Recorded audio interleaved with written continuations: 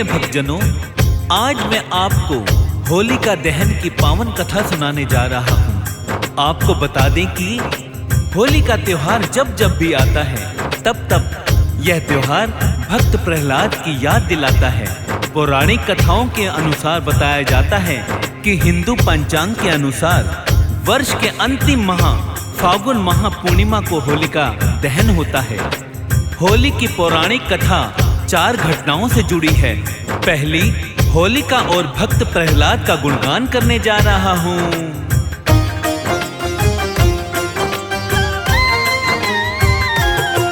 हम होलिका और भक्त प्रहलाद की कथा सुनाते हैं, पावन कथा सुनाते हैं।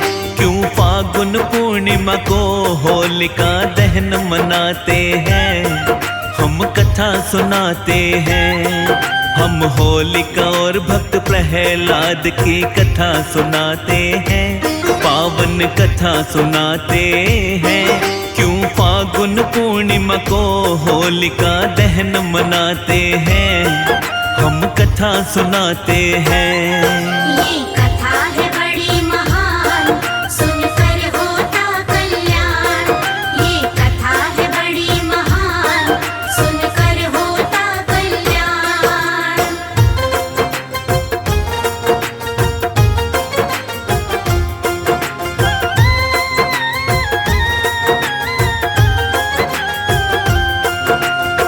प्रिय भक्तजनों, होली का त्योहार जो हिंदुओं में प्रेम का प्रतीक माना जाता है और यह हिंदू पंचांग के अनुसार वर्ष का अंतिम मास है, जिसे फागुन मास के नाम से भी जाना जाता है। तो आइए जानते हैं होलिका दहन की आगे की कथा।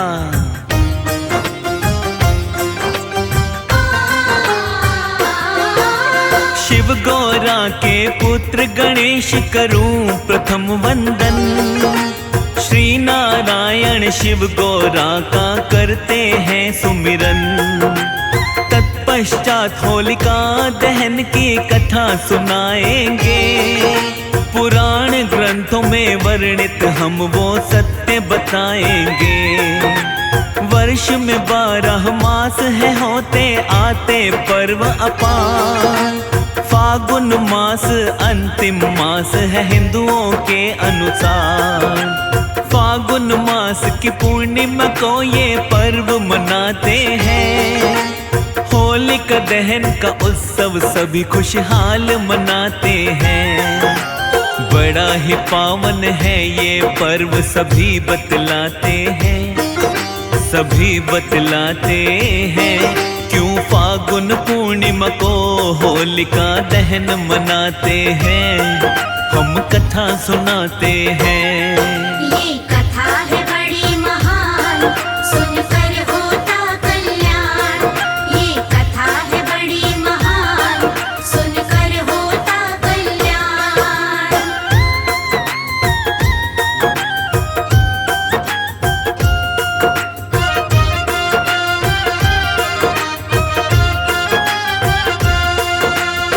प्रिय भक्तजनों, बताया जाता है कि होलिका दहन के दूसरे दिन प्रहलाद के मित्र व हमजोलियों ने आकर दुल्हनडी का त्योहार मनाया था। तो वेद पुराणों के अनुसार होलिका और भक्त प्रहलाद की कथा को अधिक मान्यता दी जाती है। तो हम भी इसी कथा की ओर चलते हैं और होलिका दहन की पावन कथा का स्मरण कराते हैं।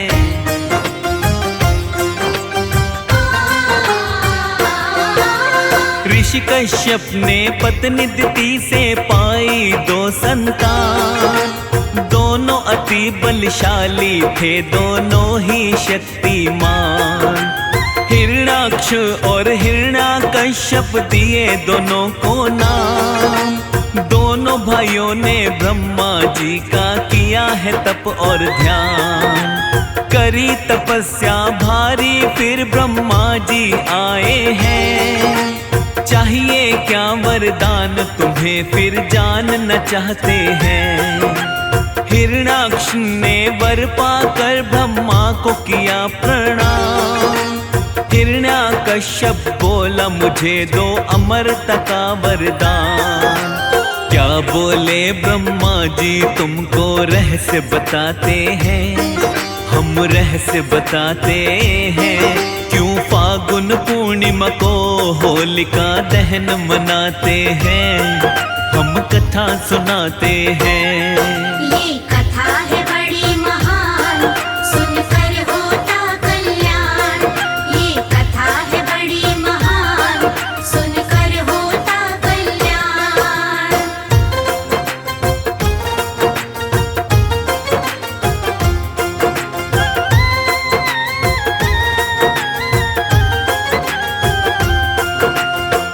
भक्तजनों, आपको बता दें कि असुर राज हिरण्यकश्यप की तपस्या से प्रसन्न होकर ब्रह्मा जी ने उसे वर मांगने को कहा, तो उसने कहा कि उसे अमरता का वरदान चाहिए।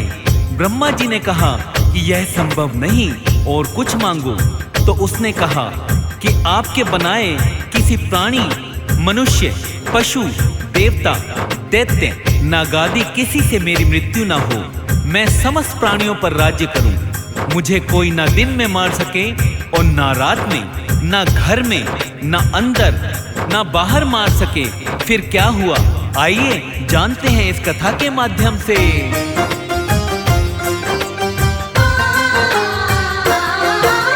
ना अंदर ना बाहर मुझको कोई मार सके, अस्त्र शस्त्र और ना मुझको धरा पे मार सके।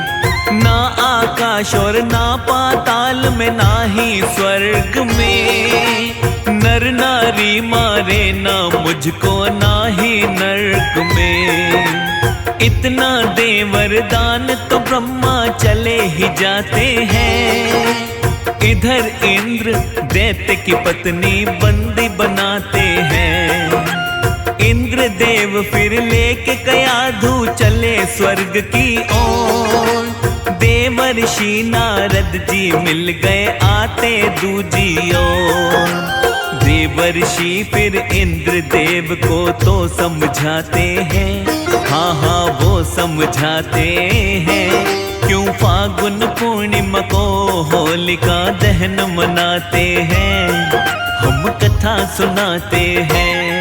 ये कथा है बड़ी महान, सुनकर होता कल्याण। ये कथा है बड़ी महान, सुनकर होता कल्याण।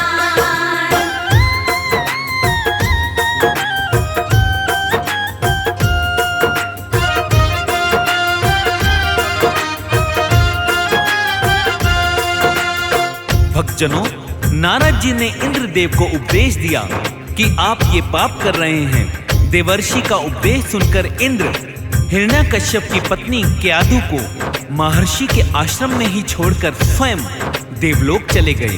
गर्भवती क्याधु को नारद जी ने विष्णु भक्ति और भागवत तत्व से अवगत कराया। यह ज्ञान गर्भ में पल रहे पुत्र प्रहलाद ने भी प्राप्त किया था। आइए आगे क्या हुआ सुनते हैं।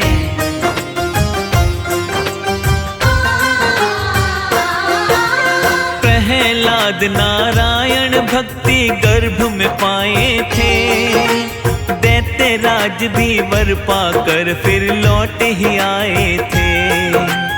अजर अमर का भाव तो उसके मन में आया है, अपने राज्य में ही पहले कोहराम मचाया है। ऋषि मुनि और भगवत भक्तों को वो सताता है, नारायण के भक्तों को वो मार गिराता है। स्वयं को ईश्वर बतलाता है वो दानव नादान, देव ऋषि भी बंदी बनाता वो मूर्ख अज्ञान। कुछ लोग उसकी पूजा करने लग जाते हैं, पूजा में लग जाते हैं, क्यों फागुन पूर्णिमा को होलिका दहन मनाते हैं, हम कथा सुनाते हैं। ये कथा है बड़ी महान, सुनकर होता कल्याण। ये कथा है बड़ी महान, सुनकर होता कल्याण।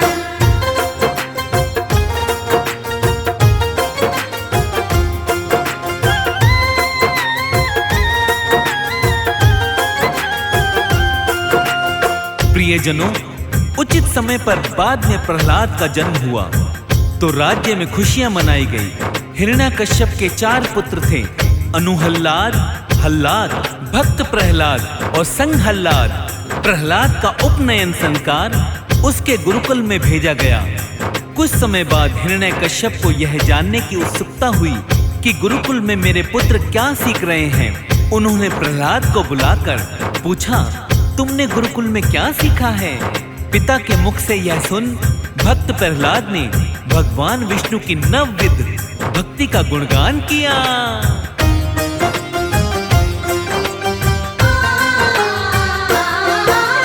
अपने पुत्र के मुख से उसने सुना हरि गुणगान। क्रोधित हो गया हिरण्याकश्यप सुन विष्णु का नाम। हिरण्याकश्यप ने पुत्र को अति ही समझाया। ना माने प्रहलाद तो अपने गुरु को बुलवाया। शुक्राचार्य ने प्रहलाद को आकर समझाया। हरि भक्ति में हुआ दीवाना समझ नहीं पाया। समझ गया हिरण्याकश्यप उसने है फिर माना। विष्णु भक्ति में हुआ उसका सुत है दीवाना। फिर तो मारने का उसको आदेश सुनाते हैं। हाँ, आदेश सुनाते हैं। क्यों फागुन पूर्णिमा को होलिका दहन मनाते हैं। हम कथा सुनाते हैं। ये कथा है बड़ी महान, सुनकर होता कल्याण। ये कथा है बड़ी महान, सुनकर होता कल्याण।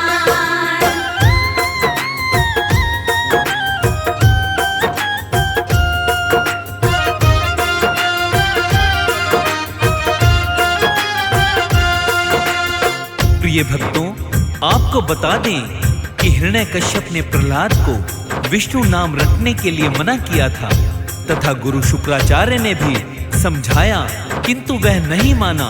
अपने पुत्र से परेशान हिरण्याकश्यप ने अपने सैनिकों को उसे मारने का आदेश दे दिया। सैनिकों ने उसकी आज्ञा का पालन करते हुए उसे विष दिया, तलवारों से प्रहार किया, विषधरों के सामने छोड़ा, हाथियों के पैरों तले कुचलवाना चाहा, पर्वत से नीचे फिकवाया, लेकिन श्री हरि विष्णु की कृपा से प्रहलाद का बाल भी बांका नहीं हुआ।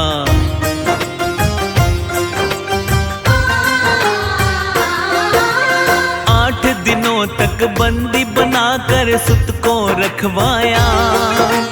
हर प्रकार से मारने का फिर प्रयास है करवाया। फागुन शुक्ल सप्तमी को बंदी बनाया था। विष्णु की कृपा से कुछ वो कर नहीं पाया था। मरा नहीं सुत तो वो दानव रहने लगा हैरान। क्या करूं जो प्रहलाद के ले लूं पल में प्राण। हिरण्याकश्यप को फिर अपनी बहना याद आई। नाम होलिका था उसका, उसने वो बुलवाई। उसे बुलाने देते दूत फिर चले ही जाते हैं, फिर चले ही जाते हैं। क्यों फागुन पूर्णिमा को होलिका दहन मनाते हैं, हम कथा सुनाते हैं। ये कथा है बड़ी महान, सुनकर होता कल्याण। ये कथा है बड़ी महान, सुनकर होता कल्याण।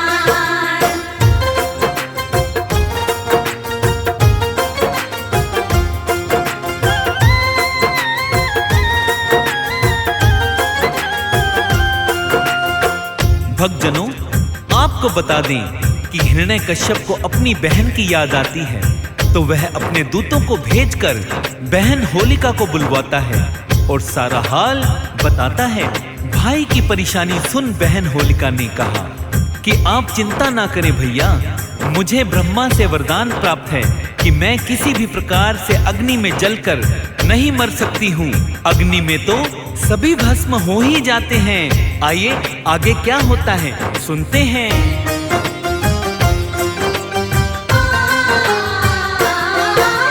बहन होलिका ने आकर उसको समझाया है, राख बना दूंगी उसको जिसने भी सताया है।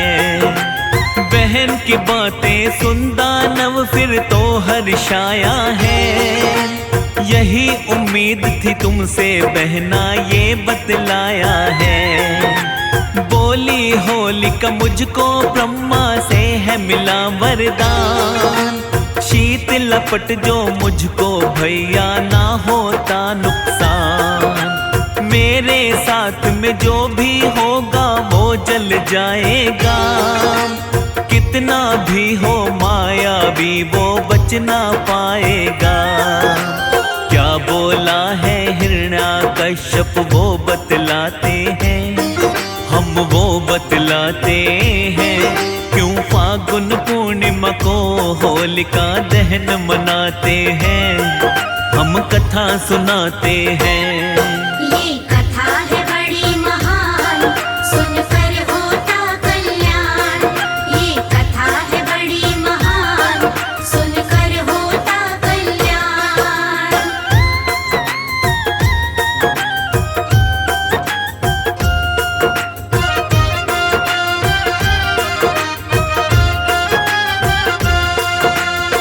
प्रिय भक्तों, हिरण्याकश्यप ने अपनी बहन होलिका से कहा कि तुम प्रहलाद को अपनी गोदी में लेकर अग्नि में बैठ जाओ, जिससे वह जलकर भस्म हो जाएगा।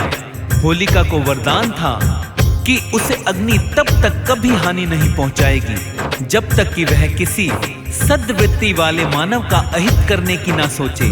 होलिका यह बात भूल गई थी। वह अपने भाई की बात को मानकर अपने भतीजे प्रहलाद को गोदी में लेकर अग्नि में बैठ गई। उस दिन फागुन मास की पूर्णिमा थी। आइए सुनते हैं आगे क्या होता है।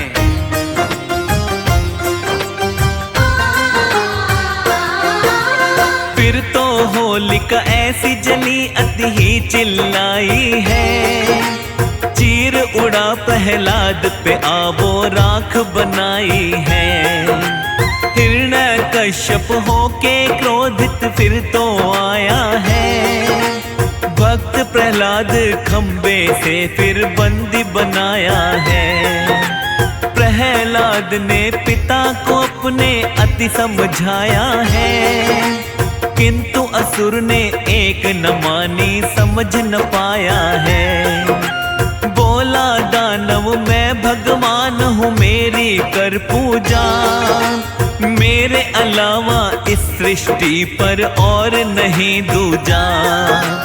तेरा विष्णु कहाँ बैठा हम देखना चाहते हैं, हम देखना चाहते हैं। क्यों फागुन पूर्णिमा को होलिका दहन मनाते हैं, हम कथा सुनाते हैं। ये कथा है बड़ी महान, सुनकर होता कल्याण। ये कथा है बड़ी महान, सुनकर होता कल्याण।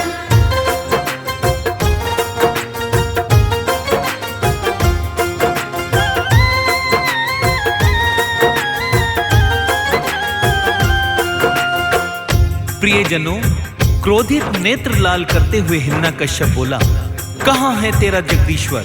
क्या इस खंबे में है जिससे तू बंधा है? यह कहकर हिरण्याकश्यप ने खंबे पर घूंसा मारा। तभी खंबा भयंकर आवाज करते हुए फट गया और उसमें से एक भयंकर डरावना रूप प्रकट हुआ, जिसका सिर सिंह का और धड़ मनुष्य का था। पीली आंखें, बड़े बड़े नाखून, विकराल चेहरा और तलवार थी लपलपाती जीभ। यही नरसिंह अवतार थे। उन्होंने तेजी से हिरण्याकश्यप को पकड़ लिया और संध्या की बेला में सभा की दहली पर अपनी जांघों पर रखकर अपने नाखूनों से उसका कलेजा फाड़ डाला। हजारों सैनिक जो प्रहार करने आए थे, उन्हें भगवान नरसिंह ने हजारों भुजाओं और नख रूपी शस्त्रों से खदेड़ कर मार डाला।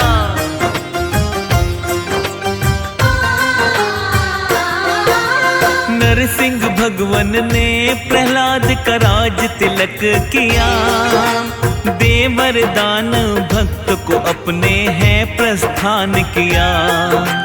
दूसरे दिन फिर सारे जन ही खुशियां मनाए हैं, रंग उड़ाया एक दूजे के मंगल गाए हैं। तब से ही ये चली प्रथा जो सभी निभाते हैं, भक्त प्रहलाद विष्णु को सब शीश नवाते हैं। होलिका दहन की पावन गाथा तुम्हें सुनाई है, सुमिर शारदा भक्तों को ये कथा सुनाई है। सभी होलिका की भी तो जयकार लगाते हैं, सभी जयकार लगाते हैं।